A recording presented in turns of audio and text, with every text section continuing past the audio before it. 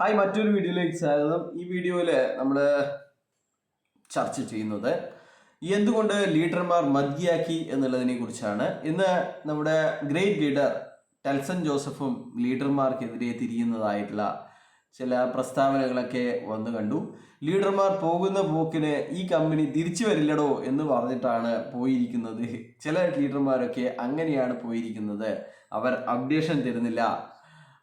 പിന്നെ അവർക്ക് ഇത്രയും കാലം ഇവരെ തീറ്റിപ്പോറ്റി കോടീശ്വരന്മാരാക്കിയ കമ്പനിയോട് കൂറില്ല എന്നൊക്കെയാണ് ഇദ്ദേഹം പറയുന്നത്. അതുകൊണ്ട് ഒരിക്കലും കമ്പനി തിരിച്ചു വന്നു കഴിഞ്ഞാൽ ഇവരെ അടുപ്പിക്കരുത് എന്നാണ് ഇവർ പറയുന്നത്. അപ്പോൾ എന്തുകൊണ്ട് ലീഡർമാർ പോയി എന്നതിൻ്റെ ആൻസർ വളരെ സിമ്പിളാണ്. ഒരു മണി ചെയിൻ പിടിക്കപ്പെട്ട് കഴിഞ്ഞാൽ അതിന് തുടർന്ന് പ്രവർത്തിക്കാൻ കഴിയില്ല എന്നുള്ള സാമാന്യ ബുദ്ധി ഈ നിർത്തിപ്പോയ ലീഡർമാർക്ക് ഉണ്ട് എന്നുള്ളതാണ്. അത്